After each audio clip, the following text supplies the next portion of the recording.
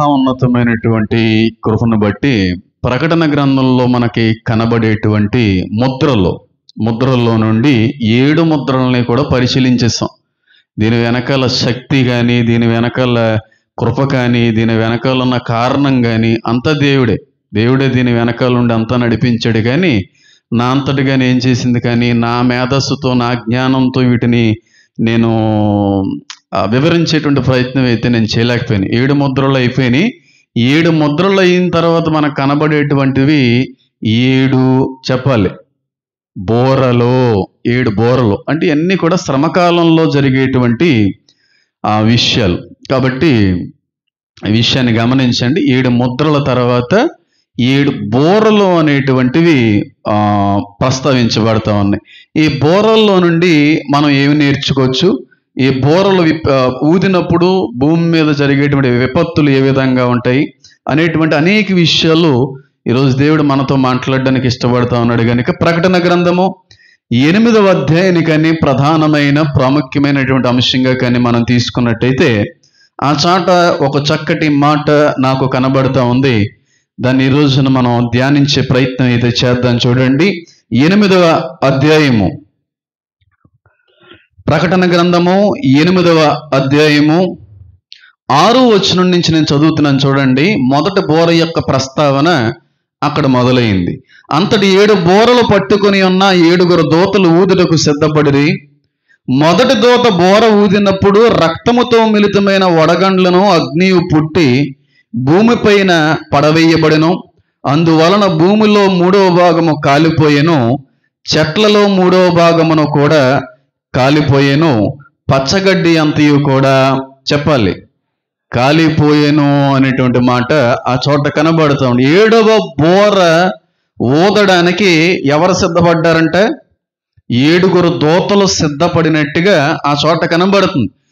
7 ముద్రల్ని open చేసిన దూతలు కాదు, ఎవరో యేసుక్రీస్తు ప్రభువారే స్వయంగా 7 ముద్రల్ని ఓపెన్ చేస్తే, ఈ బోరల విషయానికి వచ్చేటప్పటికి, పాత్రల విషయానికి వచ్చేటప్పటికి యేసుక్రీస్తు ప్రభువారి యొక్క జోక్యం ఏమి ఉండదు.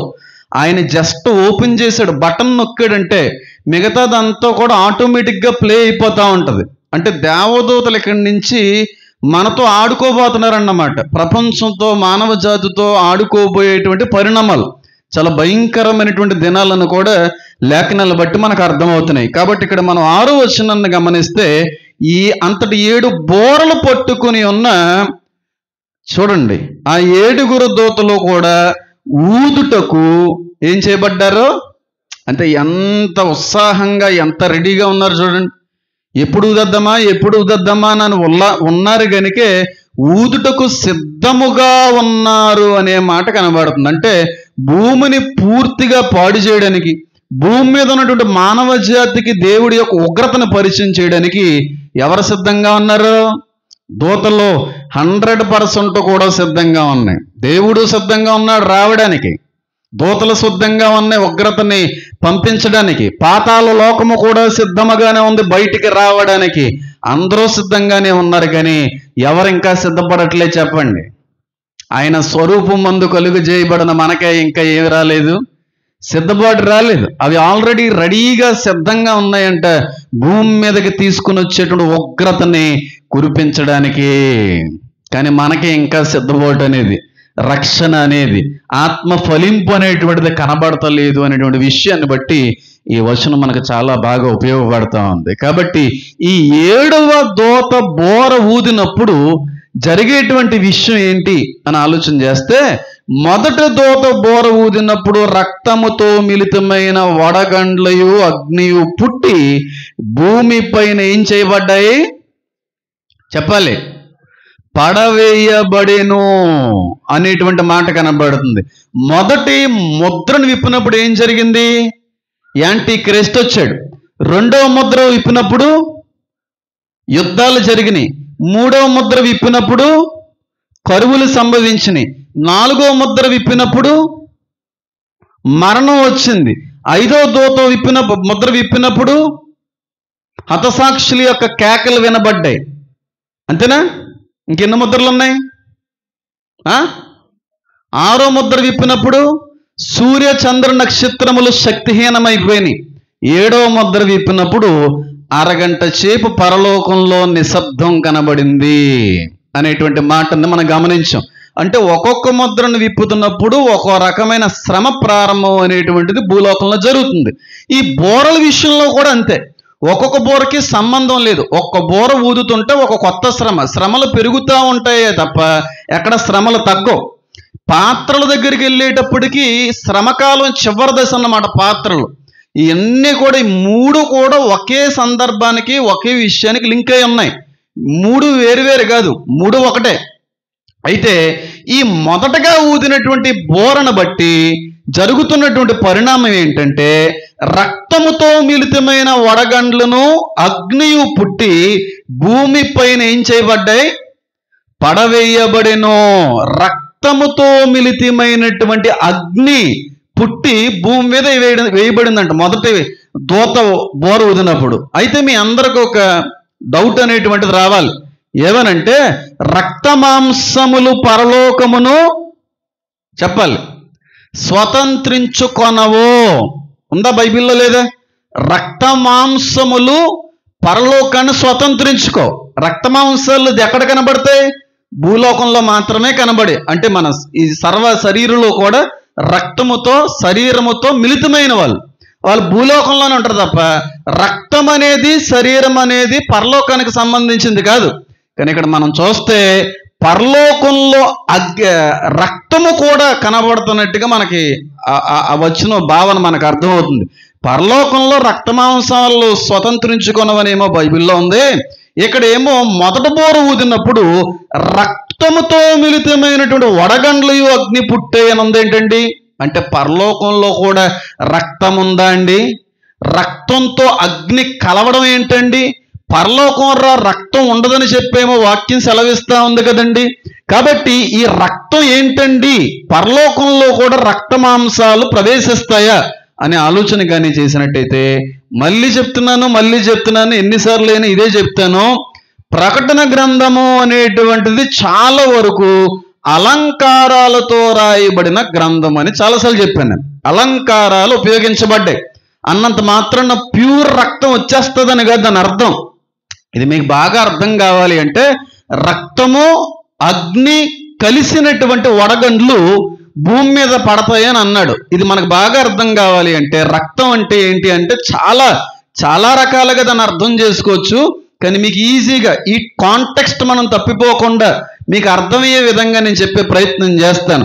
యెహెజ్కేలు గ్రంథాన్ని కానీ మనం చూసినట్టయితే ఈ రక్తం ఏంటో మనకు అర్థమవుతుంది. యెహెజ్కేలు గ్రంథము 28వ అధ్యాయంలో రక్తం గురించినటువంటి ప్రస్తావన దేవుడు చేస్తున్నటువంటి ఒక సందర్భాన్ని మనం గమనిద్దాం.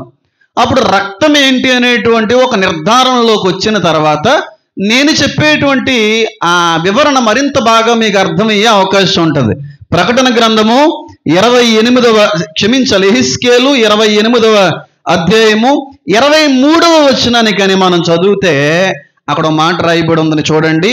నేను యెహోవానని వారు తెలుసుకొనున్నట్లు తెగుళ్ళును రక్తమును దాని వీధిలోనికి పంపించుదును. నలుదిక్కుల దాని మీద వచ్చు ఖడ్గము చేత వారు హతులగుదురు. నేను ప్రభువునగు యెహోవాను. ఏం పంపిస్తానంటున్నాడు దేవుడు? రక్తమును నీ వీధుల్లోకి నేను పంపిస్తానంటున్నాడు. ప్రకటన గ్రంథంలో కూడా ఏమేమి ఉంది అక్కడ? రక్తముతో మిళితమైనటువంటి అగ్నితో కలవబడినటువంటి వడగండ్లను నేను ఏం చేస్తానన్నాడు? ఆయన భూమి మీద పడవేస్తానన్నాడు.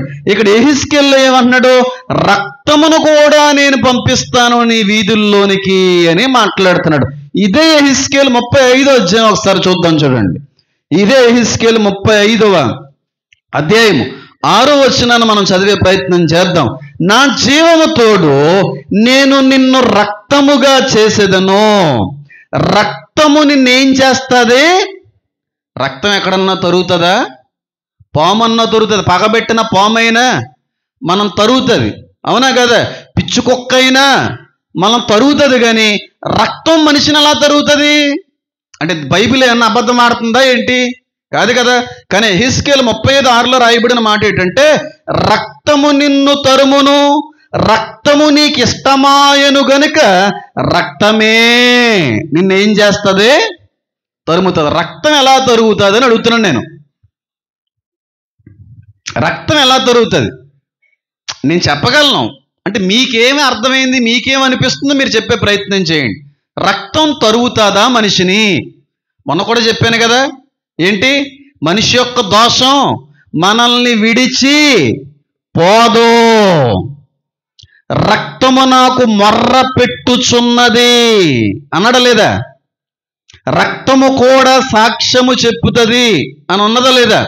కాబట్టి రక్తాన్ని నేను పంపిస్తానంటే ఈ భూమి మీద విడవబడినటువంటి మనుషులు ఎలాంటి రక్తాపరాధాన్ని అయితే జరిగించారో దాని నుంచి వచ్చేటువంటి పర్యవసానం, ఉగ్రతని దేవుడు అక్కడ వివరించే ప్రయత్నం చేస్తున్నాడు. నీకు రక్తం ఇష్టమైంది, నీకు దోషం అనేటువంటిది ఇష్టమైంది, నీకు మనుషుల్ని చంపడం అనేది ఇష్టమైంది కనుక ఆ మనిషి యొక్క మరణాన్నే, రక్తాన్నే మళ్ళీ నీ వెనకాల నుండి పంపిస్తున్నాను అంటున్నాడు దేవుడు అక్కడ. అంతేగాని రక్తం ఏమీ తరవదు, దోషం తరుగుతుంది, పాపం తరుగుతుంది, నువ్వు చేసినటువంటి అతిక్రమ జీవితం నిన్ను తరుగుతా తప్ప రక్తం ఏమంటారు దాన్ని, భౌతికంగా మనల్ని తరివేటువంటి అవకాశం ఉండదు. కానీ మనం చేసినటువంటి రక్త పాపం రక్తం వలె మళ్ళీ మనల్ని ఏం చేస్తుంది అన్నాడు ఆయన? తరుగుతుంది. ఎంతమందికి అర్థమవుతుంది నేను చెప్పేది? రక్తాన్ని గార్చారు విడవబడినటువంటి వాళ్ళందరూనే, ఆ రక్తమే దోషమే మళ్ళీ ఏమొచ్చింది వీళ్ళ దగ్గరికి? అందుకే బలిపీఠం కింద ఉన్న ఆత్మలు కూడా ఏం చేస్తున్నాయి? నాదా సత్యస్వరూపి పరిశుద్ధుడా ఎందాక తీర్పు తీర్చకయు. ఆ దోషం వల్ల మళ్ళీ తరుగుతుంది. ఎందుకంటే వీళ్ళు రక్తాన్ని కార్చారు. ఇప్పుడు దేవుడి ఉగ్రత ఈ విడవబడిన మనుషుల రక్తాన్ని కారుస్తుంది అన్నమాట. ఎప్పటి వరకు మీరు కార్చారు రక్తాన్ని, ఈసారి నేను కార్పిస్తాను, ఈసారి మీకు కారుతుంది అనే విధంగా దేవుడు అక్కడ అలంకారంతో మాట్లాడే ప్రయత్నం అయితే చేశాడు. ఇది కానీ మనం డీప్గా మనం పరిశీలిస్తే ఇంకా బాగా అర్థమవుతుంది. కానీ అంత సమయం లేదు కనుక ఉన్న దాంట్లోనే మీ అందరికీ తెలియజేసే ప్రయత్నం చేస్తాను. కాబట్టి రక్తము అనగా మనిషి చేసిన దోషమును బట్టి వచ్చేటువంటి ఉగ్రత. నువ్వు రక్తాన్ని కార్చావు, నీ రక్తం ఉగ్రత కారుస్తుంది. ఇది దాని అర్థం. అర్థమైందా లేదు? ఇప్పుడు యెహెజ్కేలు 36లో ఏముంది? నీ కార్చిన రక్తమే నిన్ను ఏం చేస్తానంటాడు ఆయన? తరుముతుంది. అంటే నువ్వు చేసిన పాపం అన్నమాట. ఇది రక్తం యొక్క అర్థం. దేంతో మిళితమైంది చెప్పాలి? వడగండ్లతో మిళితమైంది. మొన్న కూడా మాట్లాడినప్పుడు ఎవరిది పైన, బలిపీఠం పైన నిప్పులతో పరిశుద్ధుల యొక్క ప్రార్థనలు కలిసాయి. నిప్పులంటే చెప్పాలి దేవుని యొక్క తీక్షణమైనటువంటి ఉగ్రత. వడగండ్లో కలిసి అగ్నియు పుట్టి భూమిపైన పడవేయబడిను. రక్తము చెప్పాలి, అగ్ని, మూడోది వడగండ్లు. ఈ మూడు కలిసినటువంటి ఒక ప్రమాదం భూమి మీదకి రాబోతుంది. తెలుగులో వ్యవహారిక భాష మాట్లాడాలి అంటే అగ్ని తుఫాన్ రాబోతుంది. మొదట బోర ఊదినప్పుడు మీరు ఎప్పటి వరకు చాలా రకాలైన తుఫాలు చూసే ఉంటారు. చూసారో చూడలేదా? మంచు తుఫాను చూసే ఉంటారు, ఇసుక తుఫాను వినే ఉంటారు, వడగండ్ల తుఫాను అనుభవించే ఉంటారు. వడగండ్లు ఎప్పుడన్నా మీ నెత్తి మీద పడడం జరిగిందా? మరి ఇంకా బతుకున్నారేంటి మీరు? అంటే చిన్న చిన్న వడగండ్లేమో, అవి చిన్న చిన్నవి ఏం పడవు, పెద్ద సైజే పడతాయి. అక్కడి నుంచి ఇక్కడికి ట్రావెల్ వచ్చేటప్పటికి అది చిన్నదైపోద్ది. లేదంటే వాటికి మీ ఫోటోలన్నీ దండలో కూడా పడిపోతుంది. ఏమో నేనైతే నా చిన్న కాలం నుంచి 2-3 సందర్భాల్లో వడగండ్ల వాడిని చూశాను నేను. ఆ కార్లు గ్లాసెస్ బ్రేక్ అవడం చూశాను, ఆ మామిడికాయలు రాలిపోవడం చూశాను. మా స్కూల్లో వర్షం వచ్చినటువంటి కారణాన్ని బట్టి ఉదయం స్కూల్కి వెళ్ళే సమయానికి మామిడికాయలన్నీ రాలిపోయినాయి. వాటికి డెన్స్ వచ్చేసినాయి, పగుళ్ళు వచ్చేసినాయి. అంటే వడగండ్ల వాన పడింది రాత్రి మీద అని అక్కడున్న మేనేజ్మెంట్ మాట్లాడుకుంటుంటే విన్నాం. వడగండ్ల వాన చూశారు కదా, ఇసుక తుఫాను చూశారు కదా, మంచు తుఫాను చూశారు కదా, చేపల తుఫాను చూడలేదా? చేపలు వడగండ్ల వలె పడ్డం అనేటువంటిది ఎప్పుడు మీరు చూడలేదా? గాల్లో చేపలు వచ్చి పడిపోతుంటాయి కదా, వర్షంలో చేపలు కలిసి కింద పడ్డం ఎప్పుడు చూడలేదా? పోనీ ఎప్పుడన్నా విన్నారా? విన్నామండి అన్న వాళ్ళు చేతులు ఎత్తండి. అది ఎంతమంది నమ్ముతున్నారు? వర్షంలో చేపలు వచ్చి రాలిపోతుంటే ఆకాశం నుంచి చేపల కింద పడ్డం అనేది మేము విన్నామండి అన్న వాళ్ళు ఉన్నారు కదా. ఎంతమంది నమ్ముతున్నారు? చేతులు ఎత్తండి. నమ్ముతున్నారు మీరు అందరూ? అంటే ఆకాశంలో కూడా ఏమున్నాయి? చెరువులు ఉన్నాయి, చిన్న చెరువులు, సముద్రాలు ఇవన్నీ ఉన్నాయి కనుక అలా వర్షం వచ్చినప్పుడు చేపలన్నీ అక్కడ నీళ్ళు ఎక్కువైపోయి అవన్నీ కింద పడిపోతున్నాయి అన్నమాట. అవునా కదా? రీసెంట్గా 2-3 months కూడా బ్యాక్ కూడా నన్ను ఒక విజువల్ నేను చూశాను. రోడ్డు అంతా మట్టగిడసలు అంటారు చూడండి, కొర్రమేళ్ళలో మట్టగిడసలు పడిపోయి ఉన్నాయి. వాటిని అందరూ ఏరుకుని పోయే వాళ్ళు ఎరిగిపోతున్నారు, కొంతమంది కారుస్తో తొక్కుని వెళ్ళిపోయే వాళ్ళు కారుస్తో తొక్కుని వెళ్ళిపోతున్నారు. ఇంకా లెక్క లేనన్ని చేపల వర్షం కురిసింది అని చెప్పి పెద్ద దుమారం జరిగింది. అది జరుగుతుంది అంటారు. అలాగా జరుగుతుందో జరగదా? జరుగుతుందండి అన్న వాళ్ళు చేతులు ఎత్తండి. అలా జరుగుతుందండి అన్న వాళ్ళు చేతులు ఎత్తండి. ఇడు సైంటిస్ట్ కదా, ఇడు ఎత్తుతాడు. జరగదని వాళ్ళు చేతులు ఎత్తండి. అరే దీనికి చేయకపోతే నేను ఎందుకు ఇక్కడ ఉండి చెప్పడం? జరగదు అనే వాళ్ళు చేతులు ఎత్తండి.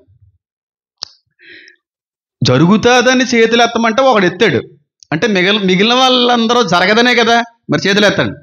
లేదంటే మైక్ ఆఫ్ చేసేస్తాను చెప్తున్నాను. ఎత్తండి సరిగ్గా. నా ఈగో నాకు సాటిస్ఫై చేయండి. ఎత్తండి. ఇగో అంటే వేరే దానికి వెళ్ళకండి. మళ్ళీ అది వేరే ఒకే పదానికి 100 రకాల అర్థాలు ఉంటాయి. నన్ను సాటిస్ఫై చేయమండి, నా మనసును సాటిస్ఫై చేయమని దాన్ని ఒక ఇంగ్లీష్ వేరే పదం అంతే. కాబట్టి చాలామంది నమ్మరు, కానీ నిజంగా జరుగుతాయి. హరికేన్స్ అంటారు. దాన్ని తెలుగులో ఏమని పిలుస్తారు? సుడిగుండాలు సముద్రంలో వస్తూ ఉంటాయి. అప్పుడప్పుడు కూడా వస్తుంటాయి కదా. ఇక్కడ రోడ్ల మీద అలా తిరిగేసి కవర్లో పేపర్లన్నీ పైకి లేసిపోతూ ఉంటాయి. అప్పుడు మేము స్కూల్ లోపల పారిపోయేవాళ్ళు. వరే అక్కడికి వెళ్తా మనల్ని కూడా తిప్పేసి పైకి తీసిపోతారని వారు చిన్నప్పుడు. అయ్యి బాబు ఇది ఎక్కడ పట్టుకుపోతారా బాబు అని చెప్పి అది కనబడిందంటే లోపల పారిపోయేవాళ్ళం స్కూల్లో మేము. కానీ వాస్తవానికి మనిషిని తీసుకెళ్లే అంత పెద్ద పెద్ద సుడిగుండాలు అయితే ఇక్కడ ఎక్కడ రాలేదు. సుడిగుండాలు అనేటువంటివి, హరికేన్స్ అనేటువంటివి సముద్రాల్లో ఎక్కువ వస్తూ ఉంటాయి. పెద్ద పెద్దవి వస్తూ ఉంటాయి. వెస్టర్న్ కంట్రీస్లో కూడా ఎక్కువ వస్తూ ఉంటాయి. ఆవులను ఎత్తేస్తుంటాయి, షెడ్లను పట్టుకుపోతుంటాయి, కారులను తిప్పేస్తుంటాయి. అలాంటి హరికేన్స్, అలాంటి సుడిగుండాలో చేపల చెరువులో వచ్చింది అనుకోండి, నీటితో పాటుగా చేపలను కూడా ఎత్తుతుంది అది. మీకు అర్థమైంది నేను చెప్పింది? చేపల చెరువులు, కొలల్లో ఈ సుడిగుండాలు ఫామ్ అయినాయి అనుకోండి, అలా తిప్పుతున్నటువంటి క్రమంలో నీటితో పాటుగా అక్కడ ఉన్న చేపను కూడా తిప్పుతుంది. అది తిప్పి గాల్లోకి ఎత్తేస్తుంది. వెళ్ళి ఒకసారి ఆపేస్తుంది. ఆ చేపలన్నీ ఏమవుతాయి? దాని మన వాళ్ళు ఏమంటారు?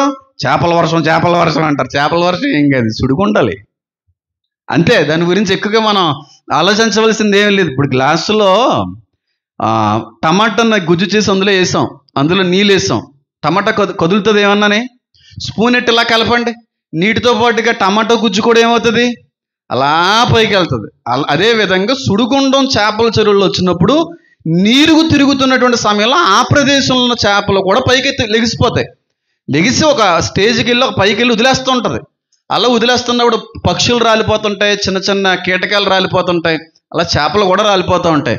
కానీ ఇది మనకు తెలియక ఆకాశంలో కూడా చేపల దేవుడు ఉన్నాడు అనేటువంటి మూఢనమ్మకాలు కూడా చాలామంది కలిగి ఉన్నారు ఒక సమయం వరకు కూడా. కాబట్టి చేపల వర్షం చూసి ఉండొచ్చు మనం, ఇసుక తుఫాను చూసి ఉండొచ్చు మనం, వడగండ్ల తుఫాన్ అనేటువంటిది చూసి ఉండొచ్చు, మంచు తుఫాన్ అనేటువంటిది కూడా చూసి ఉండొచ్చు. కానీ జీవితంలో ఏ మనిషి కూడా చూడలేని తుఫాను ఈ మొదటి బోర ఊదినప్పుడు జరుగుతుంది. ఆ తుఫానే సౌర తుఫాను. ఇంకొక పర్యాయ పదాన్ని బట్టి నేను మాట్లాడితే దాన్ని అగ్ని తుఫాను అని పిలవచ్చు. అగ్ని తుఫాను.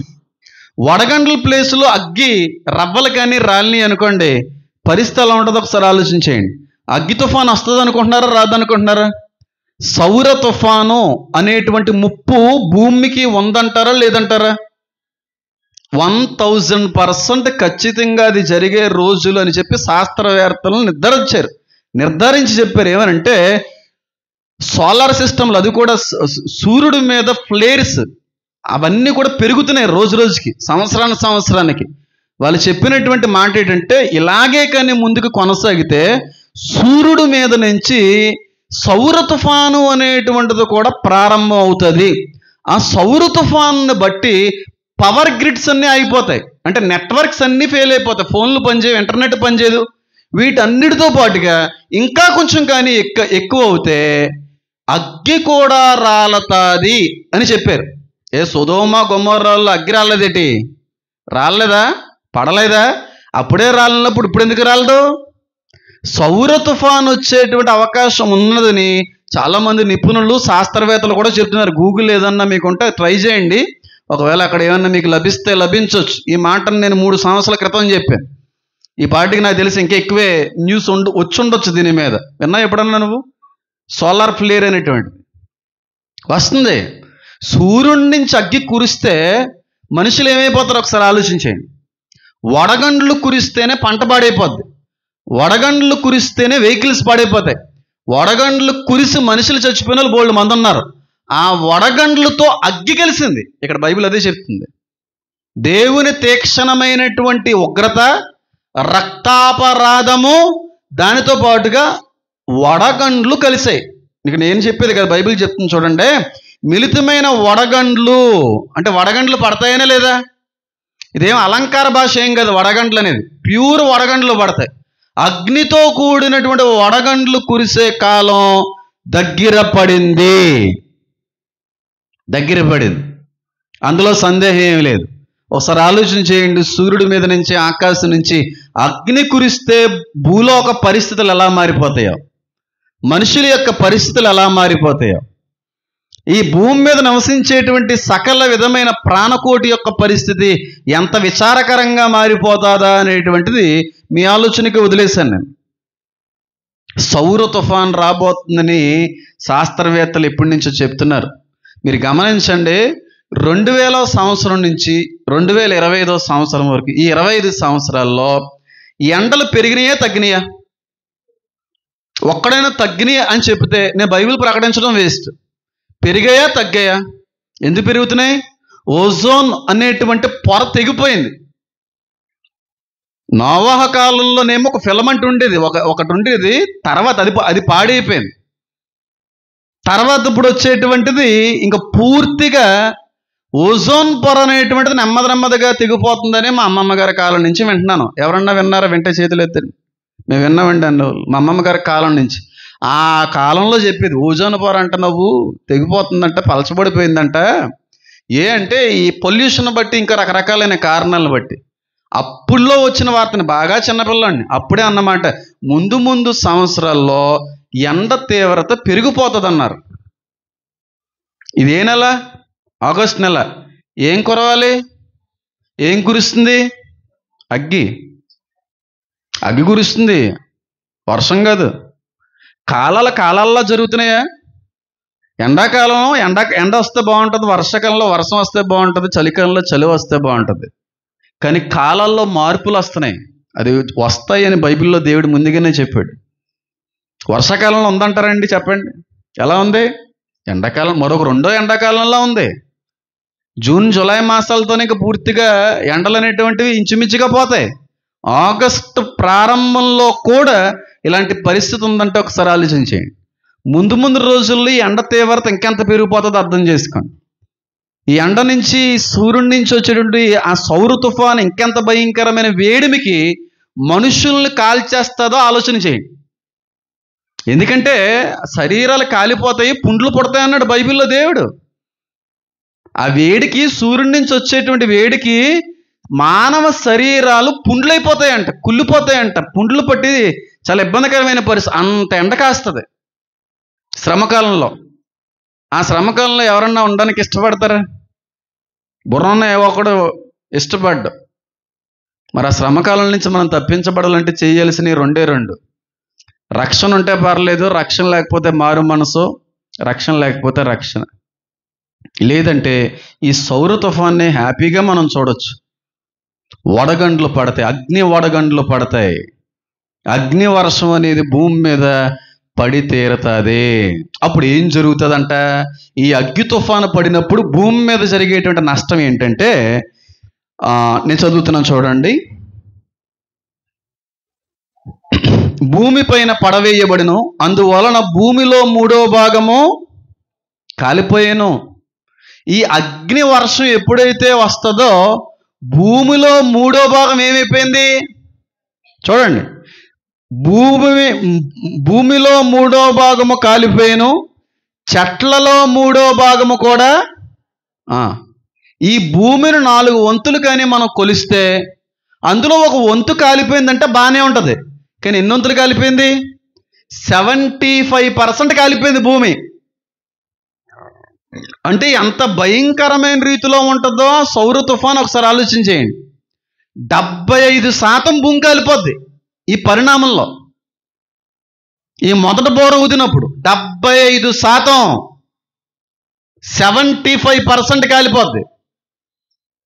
1% ఇంకా కాలకుండా ఉంటుంది. పైగా అక్కడ రాస్తున్నాడు చూడండి, చెట్లలో కూడా 3వ భాగము. అంటే దాని అర్థం ఏంటి? ఇంచుమించుగా భూమిలో 75% పూర్తిగా కాలిపోద్దని. చెట్లలో 3వ భాగము కూడా కాలిపోతుంది. దాని అర్థం మనం ఎలా తీసుకోవాలంటే, చెట్లు అనేటువంటివి ఎక్కువ ఎక్కడ కనబడతాయి చెప్పండి? ఊర్లలో కనబడతాయా, సిటీల్లో కనబడతాయా, మరి ఎక్కడ కనబడతాయి? పల్లెటూరుల్లో కనబడతలే. చెట్లు అనేవి మనకి ఎక్కువ మొత్తంలో కనబడాలంటే మనం వెళ్ళేది ఎక్కడికి? అడవికి వెళ్ళాలి. అంటే ప్రపంచంలో భూలోకంలో ఉన్నటువంటి అడవుల్లో 75% అడవులు కాలిపోతాయి. అడవులు కాలిపోతే అప్పుడు ఏం జరుగుతుంది మీరు చెప్పండి? వాతావరణం అనేది ఫస్ట్ ఆఫ్ ఆల్ పాడైపోద్ది, ఆక్సిజన్ అనేటువంటిది పాడైపోతుంది. అన్నిటికంటే కూడా మించి అడవులు కానీ కాలిపోతే జరిగేటువంటి మొట్టమొదటి పరిణామం ఏంటి చెప్పండి? జంతువులు బయటకు వచ్చేస్తాయా, చచ్చిపోతాయా? అన్నీ చచ్చిపోవు. కొన్ని బయటకు వచ్చేస్తాయి, కొన్ని చచ్చిపోతాయి. ఎప్పుడైతే అగ్నివర్షం అనేటువంటిది కురిపించబడుతుందో అడవుల్లో 3వ భాగం కాలిపోతుంది. లాస్ ఏంజల్స్ అనేటువంటి ప్రాంతంలో మన అగ్ని ప్రమాదం జరిగింది. రాధామోహన్ దాస్ గారు మొన్న నాకు ఫోన్ చేసి, లాస్ ఏంజల్స్లో అగ్ని ప్రమాదం జరిగింది, ఏమైంది మీ దేవుడి ప్రేమ అన్నాడు. గుర్తుందో లేదో? అది గుర్తుంటే మీకు ఫైన్. ఆ లాస్ ఏంజల్స్లో అగ్ని ప్రమాదం జరిగితే చాలా ఇల్లు కాలిపోయినాయి. ధనవంతులు ఉండేటువంటి ప్రదేశం అది లాస్ ఏంజల్స్ అనేటువంటిది. ఎక్కువ క్రిస్టియానిటీ ఉన్నటువంటి ప్రదేశం కూడా అదే, ఎక్కువ పాపం జరుగుతున్న ప్రదేశం కూడా అదే, ఎక్కువ అడవి ఉన్నటువంటి ప్రదేశం కూడా అదే. ఆ ప్రాంతం అంతా కాలిపోతే ఎన్ని జీవరాశులు బూడిదైపోయినాయి అంటే అన్ని జీవరాశులు బూడిదైపోయినాయి. కొయలస్ అని అంటారు, చాలా నెమ్మదిగా ఎక్కుతూ ఉంటుంది ఆ జంతువు.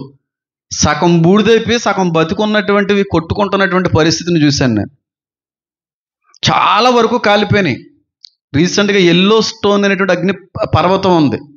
అక్కడ కొన్ని పరిస్థితులు తికమకగా ఉంటే ఆ ఎల్లో స్టోన్ అనేటువంటి ప్రాంతంలో ఉన్న క్రూర మృగాలన్నీ బయటకు వచ్చేసినాయి. కాబట్టి అడవులు కానీ తగలబడిపోయినాయి అనుకోండి, అడవుల్లో ఉండేటువంటి క్రూర మృగాలకు ఆహారం ఆగిపోద్ది. ఇప్పుడు అడవుల్లో వాటికి కావలసిన ఆహారం దొరకలేదు అనుకోండి, ఎవరి మీద పడతాయి? అడవి మృగం మనిషి మాంసంగా తినాల్సింది, అడవి జంతువులనే తినాలి. అది సృష్టి యొక్క ధర్మం, సృష్టి యొక్క క్రమం. మరి అడవిలో ఆహారం పోతే ఇంకేమున్నాయి తినడానికి? మనుషులు ఉన్నారు. ఒక సామెత చెప్తాను, నేను రాసుకున్నటువంటి మాటలు అయినది. రక్తానికి అలవాటు అయిపోయినటువంటి పులి, డబ్బుకు అలవాటు పడినటువంటి మనిషి జీవితంలో మారలేడు. రక్తానికి అలవాటు పడిన పులి, డబ్బుకు అలవాటు పడిన మనిషి జీవితంలో మారలేడు. ఎంతమందికి అర్థమైంది? పులికి రక్తం అంటే ఇష్టం, మనిషికి డబ్బు అంటే ఇష్టం. ఈ 2 పిచ్చిలు రాకూడదు. మనిషిలోకి అసలు డబ్బు పిచ్చి అసలు రాకూడదు. జీవితంలో దాన్ని మానుకోలేం, చాలా కష్టమైపోద్ది. కొంతమంది బతికేదే డబ్బు డబ్బు డబ్బు డబ్బు డబ్బు డబ్బు డబ్బు, ఇదే ఆలోచన పడుకోవడం, ఇదే ఆలోచనతో లేవడం. ఇంక వీళ్ళు బతికే డబ్బు కోసం, ఇంక బతికేదే డబ్బు కోసం అన్నట్టుగా. ధనం అనేది ఒక విగ్రహారాధన ఏమో బైబిల్ చెప్తున్నాడే. ధనాపేక్ష నుంచి మీరు దూరం కావాలనేమో వాక్యం చెప్తుందే. ధనాన్ని మీరు విగ్రహంగా మార్చేసుకున్నారా బాబు అనేమో దేవుడి వాక్యం చెప్తుంటే, డబ్బులు డబ్బులు డబ్బులు అని ఏడుస్తున్నారంటే, ఒరే మీరు ఎలా ఎత్తపడతారా బాబు? మీరు క్రైస్తువులేటరా బాబు, మిమ్మల్ని క్రైస్తువులు అనకూడదు, సన్నాసులు అనాలి. డబ్బు కోసం పరితపించిపోయాయి, డబ్బు దాహంతో ఆరాటపడేటువంటి కొంతమంది అబద్ధ క్రైస్తవులు ఉన్నారు. వాళ్ళు ఖచ్చితంగా ఈ శ్రమల్లో ఖచ్చితంగా విడవబడతారు. వాళ్ళు డబ్బు పిచ్చి ఉండకూడదు మనిషికి, పులికి రక్తం పిచ్చి ఉండకూడదు. ఎప్పుడన్నా విన్నారో లేదో, మన పెద్దలు మాట చెప్తా ఉంటారు, రక్తం మరిగిన పులండి, మనిషి రక్తానికి అలవాటు ఓడిపోయింది, మళ్ళీ మళ్ళీ వచ్చేస్తుందండి అని చెప్పి. ఇలాంటి మనం చాలా న్యూస్ల్లో కూడా వింటా ఉంటాం. చిరతపులి వచ్చేసింది, అది పట్టుకుపోయింది, ఇది పట్టుకుపోయింది, పులి వచ్చి చిన్నపిల్లని ఉయ్యాల్లోంచి పట్టుకుపోయింది. ఒక్కసారి దాని నాలుగుకి మనిషి యొక్క రక్తం టేస్ట్ అలవాటైతే ఉండలేమంట క్రూర మృగాలు. ఒకసారి మనిషికి డబ్బు టేస్ట్ కానీ అలవాటు అవుతే ఉండలేడాడు. మనిషి అనేవాడు ఉండలేడు. డబ్బుని బాగా రుచి చూస్తే, డబ్బు వ్యామోహం అనేటువంటిది వాళ్ళ జీవితంలోకి వచ్చేస్తే. ఎంతమందికి ఇక్కడ డబ్బు పిచ్చి లేదు? చేతులు ఎత్తగలరు. నేను ఎత్తగలను ధైర్యంగా, ఇంత పైకి ఎత్తగలను. డబ్బు పిచ్చి లేదు.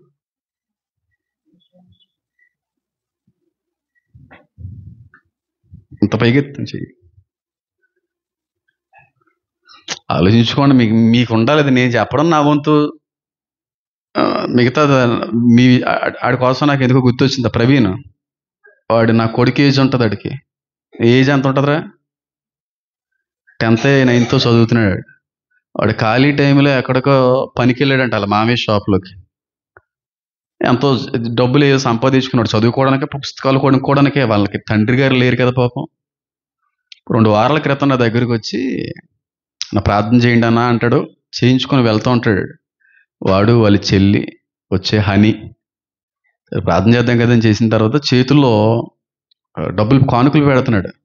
నీకెక్కడదరా కానుక, నీకెక్కడదరా ఈ డబ్బులు అన్నాను. అడిగితే వాడు అన్నాడు కదా, నేను పనిలోకి వెళ్ళాను అన్నయ్య, నాకు వచ్చినటువంటి జీతంలో మొట్టమొదటిది దేవుడికి ఇవ్వడానికి నేను తీసుకున్నాను అని చెప్పంటే, వద్దురు అలా వద్దు, మీ అమ్మగారు ఏమో కొనుక్కుంటారు, మీ అమ్మగారికి ఏమో కొనివ్వండి అంటే, లేదు నేను అనుకున్నాను అన్నాను. నేను ముందే అనుకున్నాను కాబట్టి నేను ఇవ్వాలనుకుంటున్నానని చెప్పి ఇచ్చాడు. అస్సలు తీసుకోవాలనే ఉద్దేశం అసలు లేదు. కానీ తీసుకోకపోతే దేవుడు అడిగి ప్రతిఫలం ఇవ్వడేమో అని తీసుకోవాల్సి వచ్చింది. అది తీసుకున్న తర్వాత కూడా సాయంత్రం ఆ కానుకను పట్టుకొని ప్రార్థన చేసి, నా చిన్న వయసులో బిడ్డకి అంత మంచి మనసు ఇచ్చాను, నేను అంత అద్భుతమైనటువంటి రీతిలో బిడ్డని జీవితాన్ని కడుతున్నాం. నిజమే, కొంతమందికి ఉంటుంది, కొంతమందికి డబ్బు పిచ్చి. ఇంకా చేతిలో నుంచి అసలు రూపాయి బయటికి రావడానికి కూడా మనసు అంగీకరించదు. ధనాపేక్షలు దేవుని రాజ్యాన్ని స్వతంత్రించుకున్నారు. గుర్తుపెట్టుకోండి. పులికి మనిషి రక్తం అలవాటైనా, మనిషికి డబ్బు అలవాటైనా, జీవితంలో ఆ వ్యక్తి మారలేడు. అన్నిటికీ మించి దేవుడు కూడా ఆ వ్యక్తికి అవసరం లేడు అన్నంతగా వెళ్ళిపోతారు వాళ్ళు. నాకు అది ఉంది, నా ఇంట్లో వాళ్ళకి, నా పితరులకి, నా సంఘ పెద్దలకి, తాతయ్య గారికి ఉన్నది. ఇది నా సంఘ బిడ్డలకు కూడా ఉండాలి అనుభవం అనేటువంటిది నా ఆశ. అంతే. డబ్బు పిచ్చి ఉంటే మాత్రం అర్జెంటుగా మానుకోండి. డబ్బు సంపాదించాలి, అది చిచ్చి, అది అసలు ఉండవలసిందే కదా, ఉండవలసిన అనుభవమే కదా. వాక్యం సెలవిస్తా ఉంది. ఏంటి తెలుసా? మీరు పైన ఉన్న వాటినే అన్నాడు ఆయన. ఏం చేయండి? డబ్బుని ఎతకమన్నాడు ఆయన. కాబట్టి ఎప్పుడైతే ఈ భూమి మీద ఉన్నటువంటి అడవుల్లో 3వ భాగం అనేటువంటిది కాలిపోయిందో, డిస్ట్రాయ్ అయిపోయిందో, అడవిలో ఉండవలసిన మృగాలన్నీ వాస్తవానికి ఎక్కడికి వచ్చేస్తాయి? ఎప్పటి వరకు మృగాలను మనం తిన్నాం, ఇక నుంచి మృగాలను మనం తినడం మొదలు పెడతాయి. ఈ మొదటి బోరని కేవలం అగ్ని తుఫానే అని చూసుకోవడానికి ఈ విధంగా అవకాశం లేదు. ఎప్పుడైతే అడవులు కాలిపోతాయో అక్కడ ఉన్న క్రూర మృగాలన్నీ బయటకు వచ్చేస్తాయి. బయటకు వచ్చిన తర్వాత ఎవరి మీద పడతాయి? మీరు అలాగే ఆధారం లేకుండా మాట్లాడకుండా పాస్టర్ గారు అంటారేమో. 4వ ముద్ర దగ్గర ఏముందో ఒకసారి చదవండి. 4వ ముద్ర దగ్గర ఏముందో చదవండి. నేను చదువుతున్నాను. పాతాళ లోకం వాని వెంబడించెను, ఖడ్గము వలనను, కరువు వలనను, మరణము వలనను, భూమిలో నుండి క్రూర మృగముల వలనను భూనివాసులను చంపుటకు భూమి యొక్క 4వ భాగం పైన అధికారం వానికి ఇవ్వబడును. ఏం చంపుతాయంట? 4వ ముద్ర. క్రూర మృగాలు వచ్చి మనుషులు చంపుతాయి. మొదటి బోర్లో ఏం జరుగుతుంది? అడవి ఎప్పుడైతే తగలబడతాదో అక్కడ ఉన్న క్రూర మృగాలు ఎవరిని వచ్చి చంపుతాయి? చెప్పాలి. మనుషులు చంపుతాయి. 4వ ముద్రలో ఉన్నదే. వేరేం కాదు, అంతా ఒకటే. మనకు అర్థం అవ్వడానికి ఎలా రాశారో, లేకపోతే దేవుడి ఉద్దేశం ఏంటో నాకు తెలియదు. క్రూర మృగాలు వచ్చి మనుషులు చంపడం అనేటువంటిది మొదలు పెడితే పరిస్థితులు ఎలా ఉంటాయి ఒకసారి ఆలోచన చేయండి. ఎందుకంటే నేను చాలాసార్లు చెప్పాను, రీసెంట్గా కూడా ఈ వర్తమానాల్లో నేను చెప్పింది ఏంటంటే, మనుషులు తలుపులు తీసుకుని బయటకు వచ్చే రోజులు కాదు అవి. అసలు తలుపు తీయాలంటేనే భయం, ఎందుకంటే వీధులన్నీ క్రూర మృగాలే. ఇప్పుడు వరకు మన సింహాలని పులుల్ని చూడడానికి జూకెళ్ళే వాళ్ళం, అవసరం లేదు, అవే మనం చూడడానికి వస్తాయి. ఒకప్పుడు మనం వెళ్ళాం, ఎలా ఉంటుంది సింహం, ఎలా ఉంటుంది పులి, ఎలా ఉంటుంది ఎలుగుబంటి, ఎలా ఉంటుంది ఆ కొండ జలవ, ఏం అవసరం లేదు, డబ్బులు వేస్ట్, పాసలు వేస్ట్, అవే వస్తాయి మనం చూడడానికి. హలో ఎక్కడున్నారు మీరు అవి కొడుతుంటాయి డోర్ బెల్. చక్కగా డోర్ తీసిరంటే టీ తాగుతారా కాఫీ తాగుతారా అన్నావు కనుక అక్కడతో ఇంక ఫోటో పడిపోయినట్టే మనకి. నిజమమ్మా, గట్టిగా సింహం అయినా పులైనా ఇంకోటి ఏదైనా సరే గట్టిగా అయితే 2 రోజులు ఉండకూడదు, 3 రోజులు ఉండకూడదు, ఉండగలదు తిండి లేకుండా, ఆహారం లేకుండా. ఆ తర్వాత ఉండలేదు, చచ్చిపోయేటువంటి పరిస్థితికి వచ్చినప్పుడు మనుషులను పీక్కుని తినేటువంటి పరిస్థితులు వస్తాయి. అంత భయంకరంగా ఉంటాయి ఆ శ్రమలో. అడవంతా ఆక్సిజన్ లెవెల్స్ పడిపోయినాయి, కాలుష్యంలో చాలా ప్రత్యేకమైన పరిస్థితులు వచ్చేసినాయి. ఆ బూడిది, ఆ కాలుష్యం పెరిగిపోవడం, అడవి మృగాలన్నీ వచ్చి అక్కడికి వచ్చేసినాయి, ఊరిలో పడిపోయినాయి. ఆ మృగాల చేత మనుషులు ఏం చేయబడ్డారో, చంపబడతారు.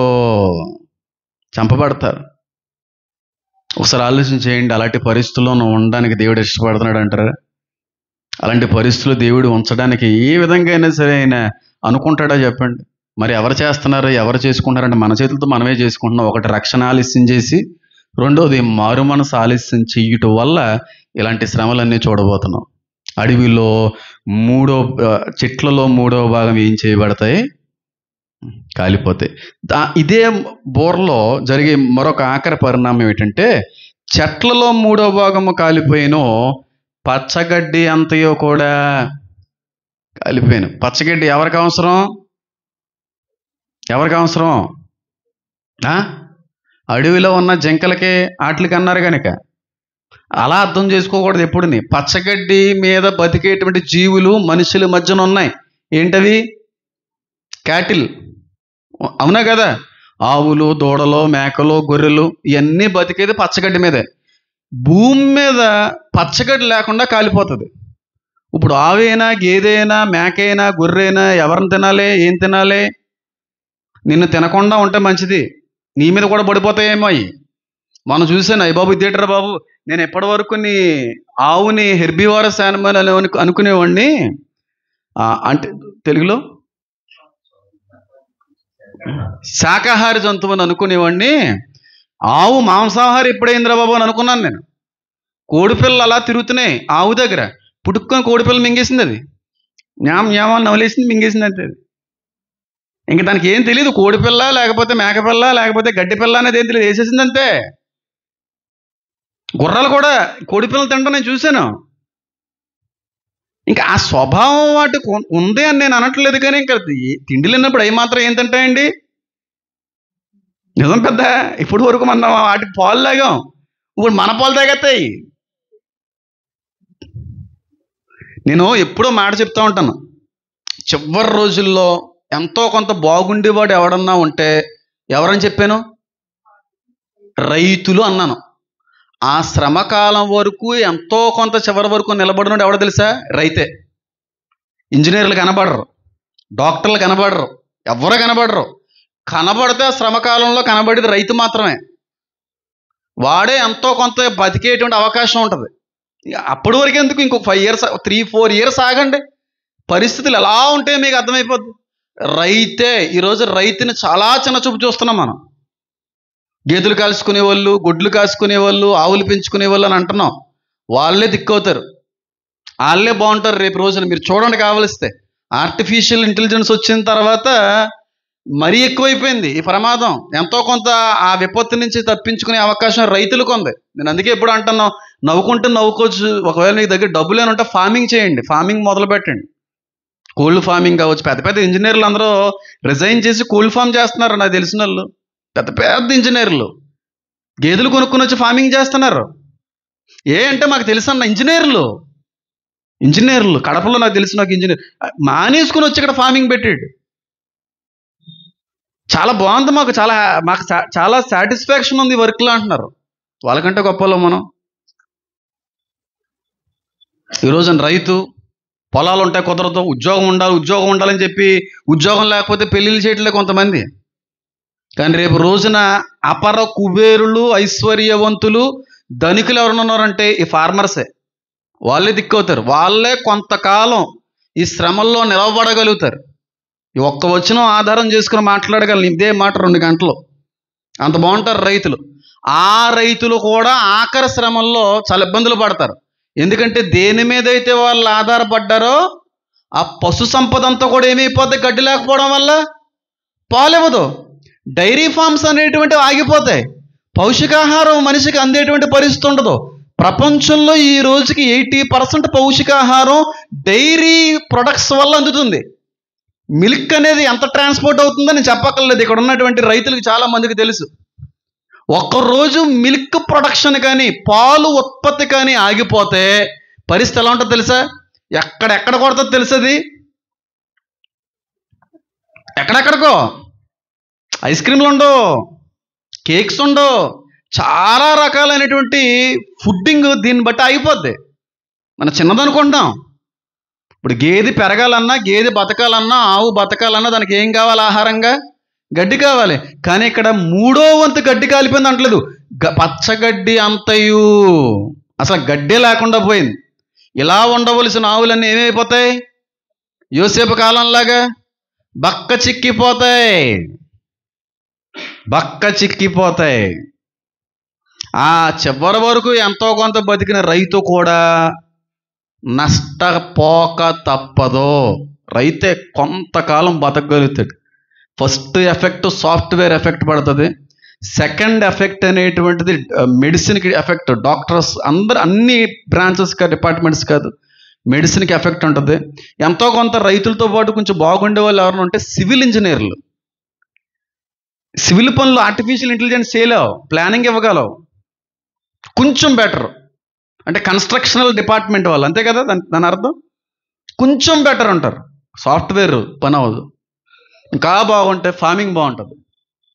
తెచ్చుకోండి 10 కోడిపెట్టలో లేకపోతే ఒక గేదె తెచ్చుకుని పెట్టుకుంటే అదేం తప్ప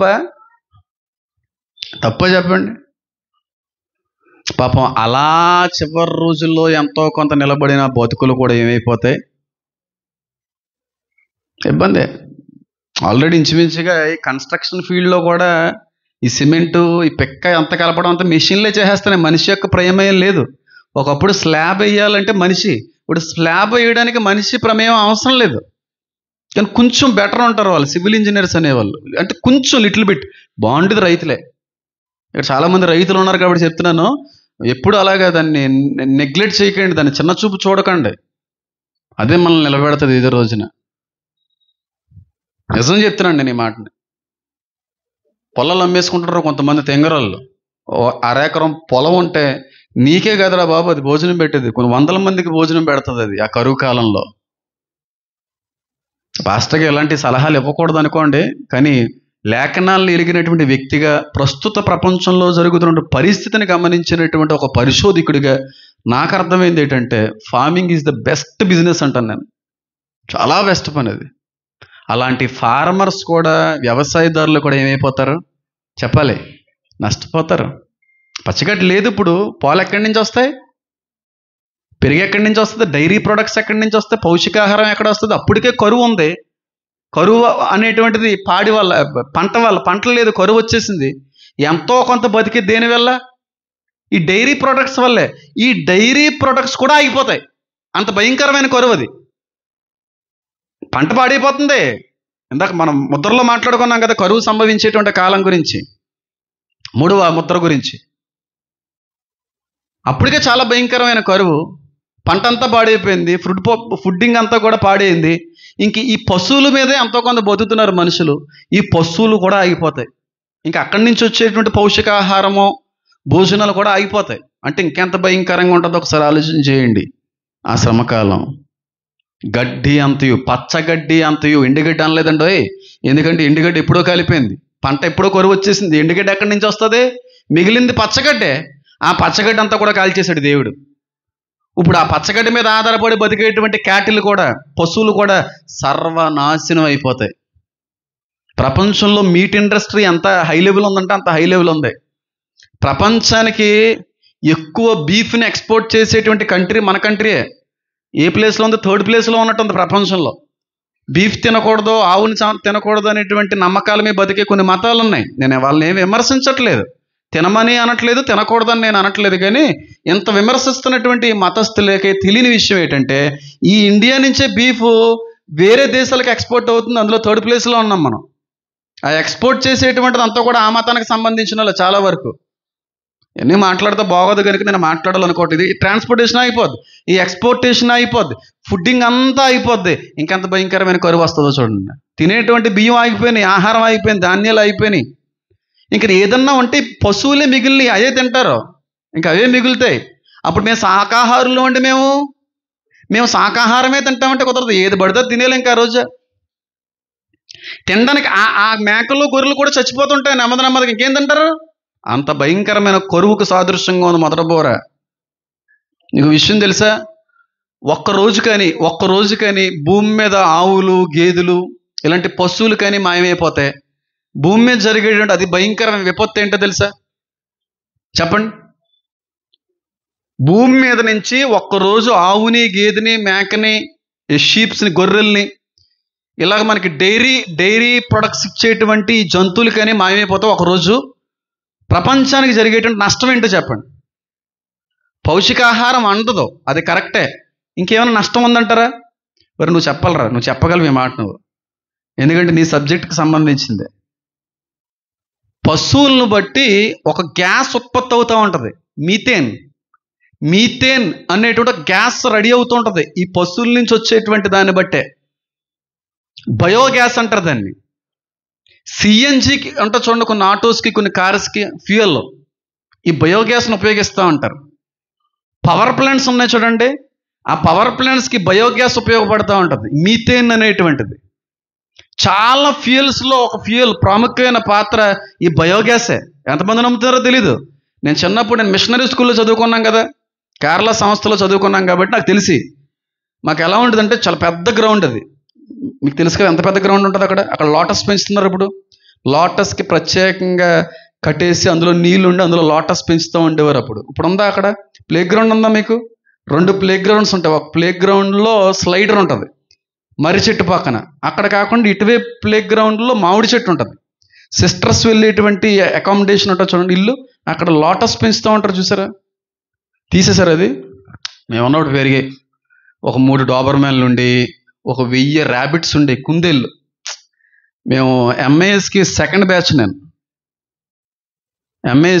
బ్యాచ్. నేను వేసిన Diana diagram, mother Teresa diagram, నేను స్కూల్ నుంచి బయటకు వచ్చిన 15 సంవత్సరాల స్కూల్లో దాన్ని ఆ గ్లాసులో దాచారు. మరి ఇప్పుడు ఎక్కడున్నా నాకు తెలియదు. ఇంచుమించు 15-10 years దాచారు. అది నేను ఏదంటారో కార్యక్రమం వెళ్తుంటాం కదా, గెట్ టుగెదర్కి. అలా వెళ్ళినప్పుడు ఇంకా రాశారా అని చెప్పిన అప్పటికి ఇంటర్కి వచ్చాను నేను. అది నేను రాసింది 5th, 6th స్టాండర్డ్స్లో. అది డయానా చనిపోయినటువంటి తొలి రోజులై ఆ టైంలో చనిపోయిందా లేకపోతే ఏదో మొత్తానికి. ఆ స్కూల్లో మా సిస్టర్స్ అంటే వాళ్ళ నన్స్,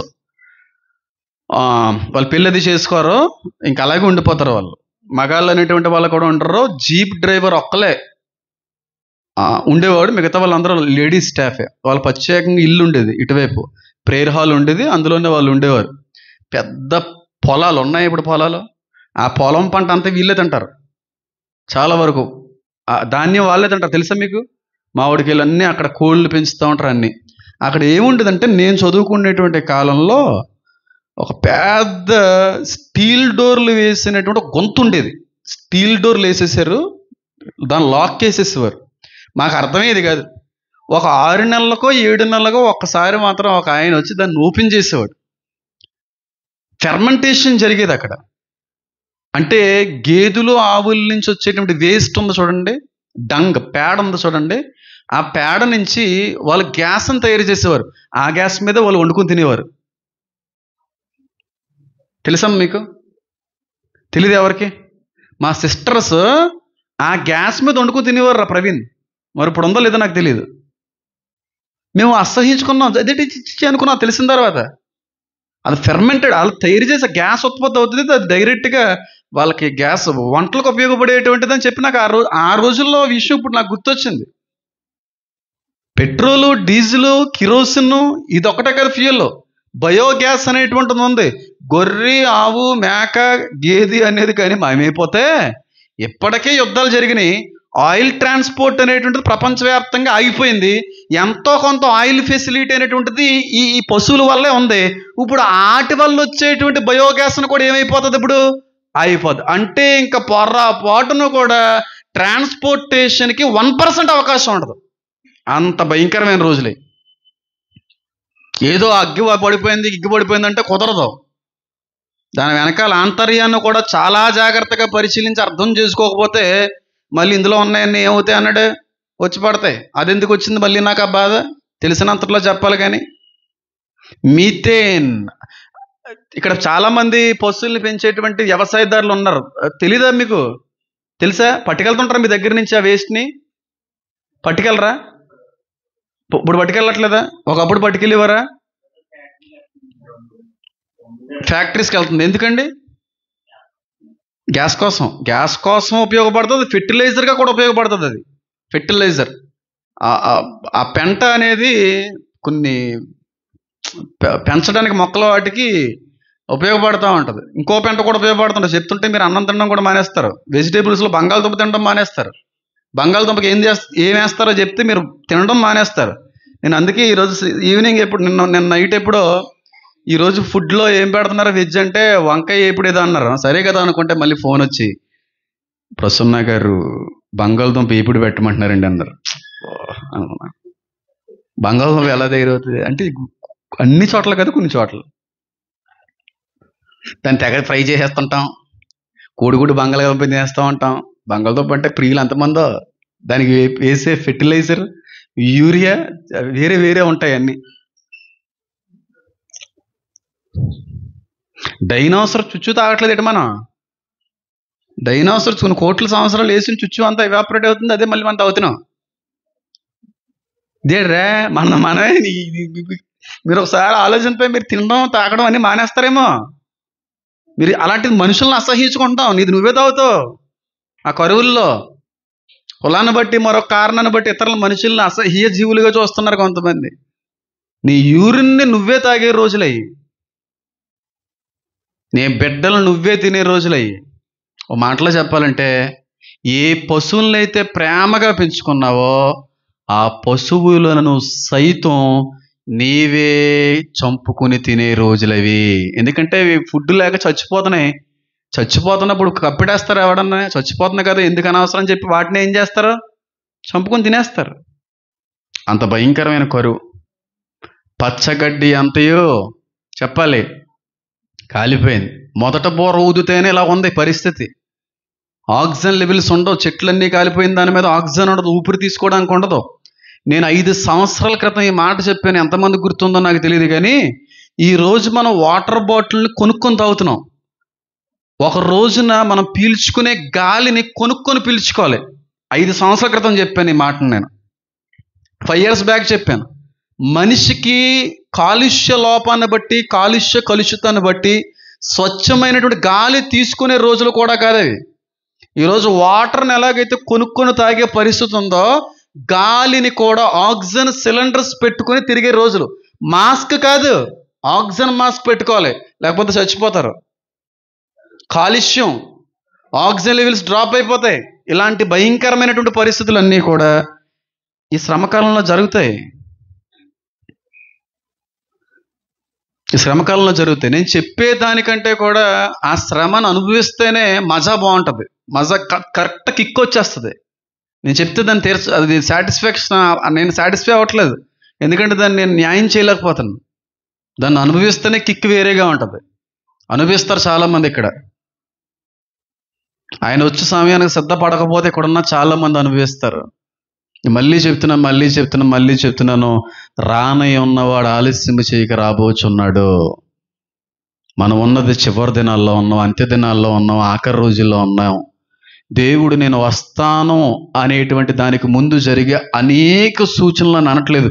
ఆల్మోస్ట్ అన్నీ జరుగుతున్నాయి, అన్నీ జరిగిపోతున్నాయి. ఇంకా జరగవలసిన ఏమీ లేవు. యేసుక్రీస్తు ప్రభువారు వచ్చే ముందు ఇంకా జరగవలసిన సూచనలు కొన్ని ఉన్నాయండి అని ఏదన్నా ఉంటే చెప్పండి. అంత్య దినముల్లో ప్రేమ. ఒకప్పుడు మగవాళ్ళు ఆడవాళ్ళు చంపేవారు, ఇప్పుడు ఆడవాళ్ళే మగవాళ్ళని ఎక్కడ పడితే అక్కడ చంపేస్తున్నారు. ఏంటంటే ఉద్యోగాలు పంపించారు కదా, వస్తుంది ఖచ్చితంగా. దేవుడు ఆడబిడ్డల్ని దేనికి నియమించాడో అది పని చేసుకుంటూ పోవాలా. మగాడిని దేనికి నియమించాడో పని చేసుకుంటూ పోవాలా. నీ సంపాదనేనా, నేను సంపాదించలేనా, అది ఎక్కడ తీసుకెళ్తా తెలుసా? లోబడవలసిన స్త్రీని గర్వంలోకి నడిపిస్తుంది. స్త్రీల్లో ప్రేమను కోల్పోతున్నాం. భర్తలు చంపేస్తున్నారండి ఆడవాళ్ళు, ఎక్కడ పడితే అక్కడ. రోజుకు 4-5 వింటున్నాయి ఇలాంటివి.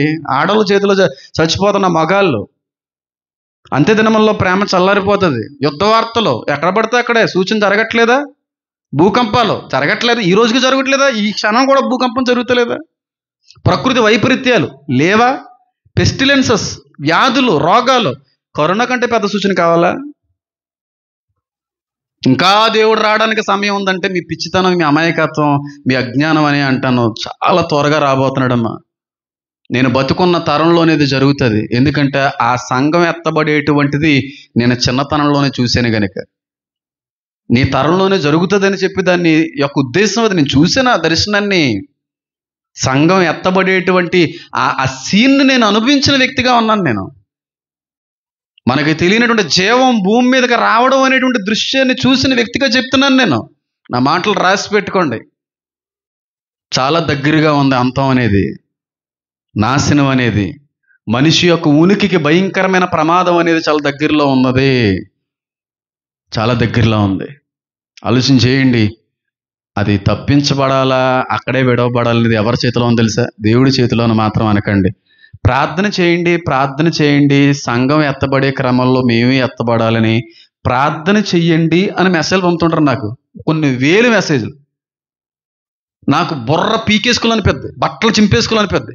సంఘంలో నువ్వు కూడా ఎత్తబడ్డానికి నేను ప్రార్థన చేయడం ఏంట్రా?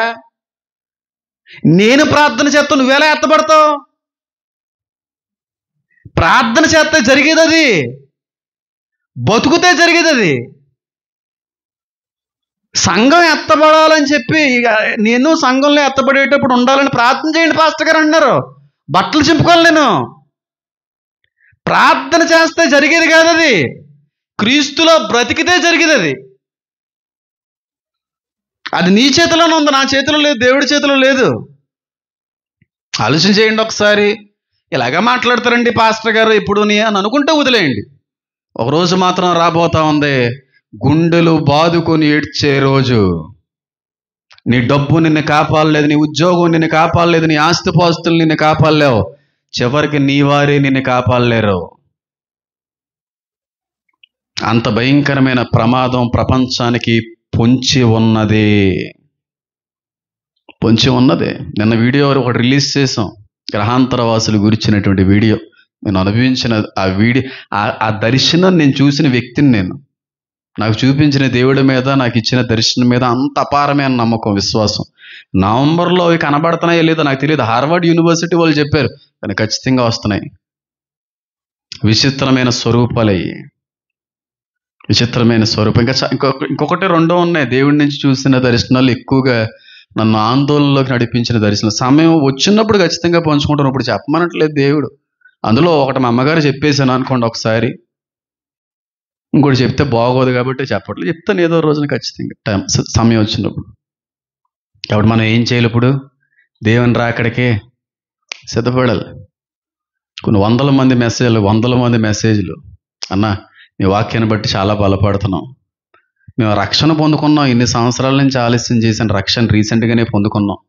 మా భర్త గారు మందు తాగేటువంటి అలవాటు కలిగిన వ్యక్తి అన్న, మీ వాక్యాన్ని విని మందు మానేశారన్నా. ఎంతకంటే పెద్ద కానుక, ఎంతకంటే పెద్ద అర్పణ నాకు ఇంకేముంటుంది చెప్పండి. అన్యస్తులు, బ్రాహ్మణులు వాళ్ళు చెప్పుకుంటేనే తెలిసి నాకు, వింటున్నాను సార్ మీవి చాలా బాగుంటున్నాయి, మీవి సిద్ధపరచబడుతున్నాం, తెలుసుకుంటున్నాం, కానీ కొన్ని కారణాలు బట్టి ఆలస్యం చేస్తున్నాం. కొన్ని వందల వేల మెసేజ్లు, కానీ సొంత సంఘం ఇంకా సిద్ధపడట్లేదు. ఇంకా రక్షణ ఆలస్యం చేసేటువంటి బిడ్డలు ఉన్నారు.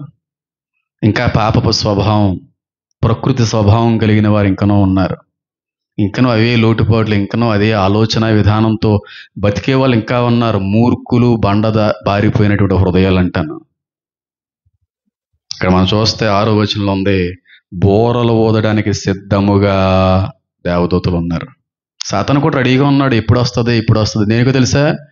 దేవుడి మీద యుద్ధం చేసి ఏదో చేసేద్దామని.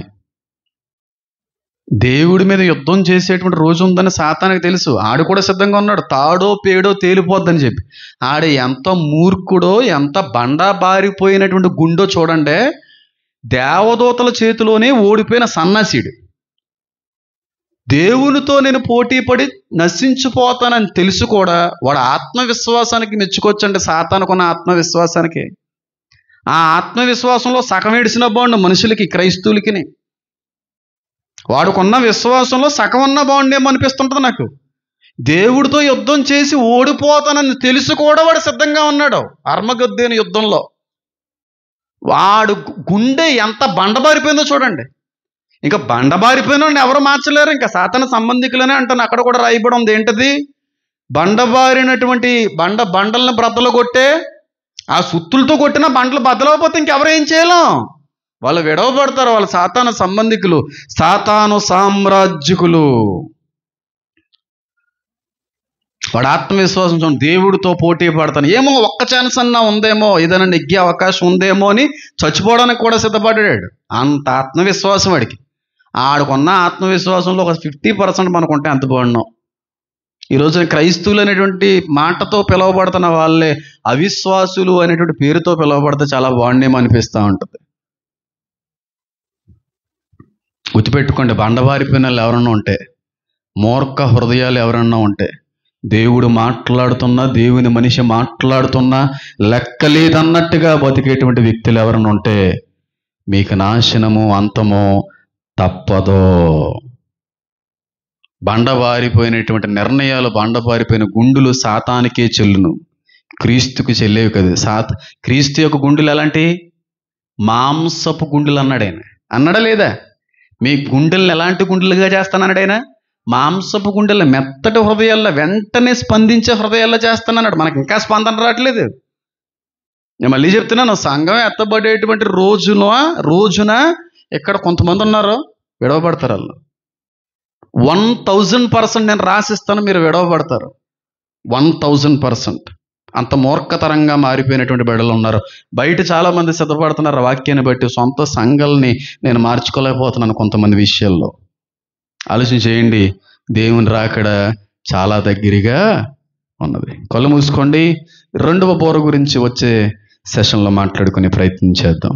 కళ్ళు మూసుకోండి, ప్రార్థన చేసుకుందాం.